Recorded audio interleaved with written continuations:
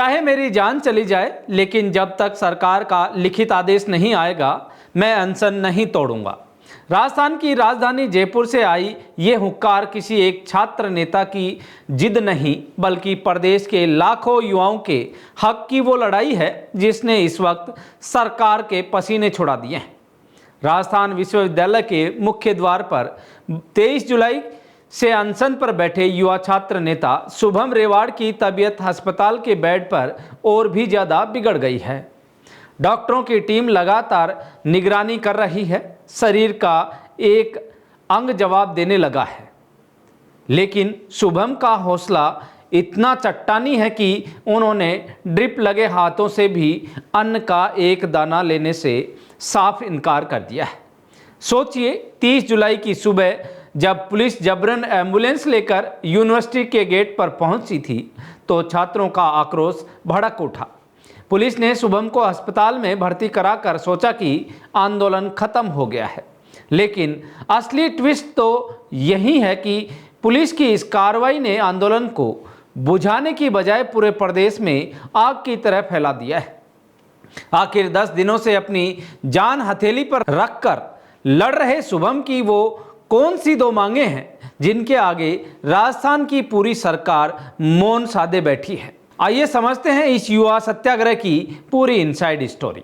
Rajasthan university में पिछले 3-4 सालों से बंद पड़े छात्र संघ चुनावों और राजस्थानी भाषा को उसका हक दिलाने के लिए 23 जुलाई को एक युवा छात्र शुभम रेवाड़ अनशन पर बैठता है।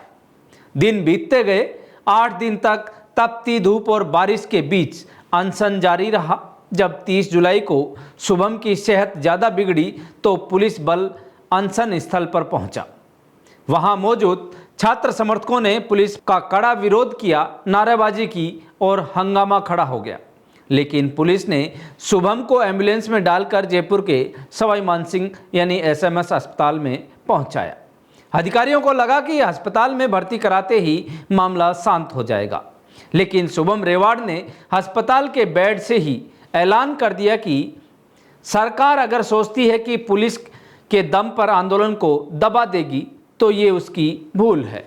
जब तक मांगों पर लिखित आदेश जारी नहीं होगा मैं अस्पताल में भी अन्न ग्रहण नहीं करूंगा। अब सवाल ये उठता है कि आखिर शुभम की मांगें क्या हैं।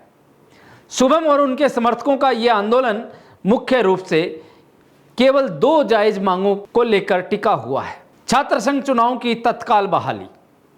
पिछले 3-4 सालों से राजस्थान के सभी सरकारी निजी कॉलेजों और यूनिवर्सिटीज़ में छात्र संघ चुनाव बंद पड़े हैं। शुभम का कहना है कि चुनाव केवल राजनीति नहीं बल्कि युवाओं को नेतृत्व देने और कुलगुरु या प्रशासन के सामने छात्रों की बात निडर होकर रखने का एकमात्र जरिया है। जब तक प्रतिनिधि नहीं होंगे छात्रों की सुनने वाला कोई नहीं है। राजस्थान यूनिवर्सिटी में राजस्थानी भाषा विभाग की स्थापना। प्रदेश के सबसे बड़े विश्वविद्यालय में अब तक अपनी ही मातृभाषा राजस्थानी का अलग अध्ययन विभाग नहीं है।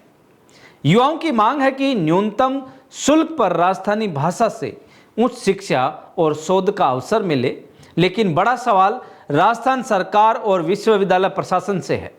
क्या युवाओं की लोकतांत्रिक आवाज़ को अनसुना करना सही है?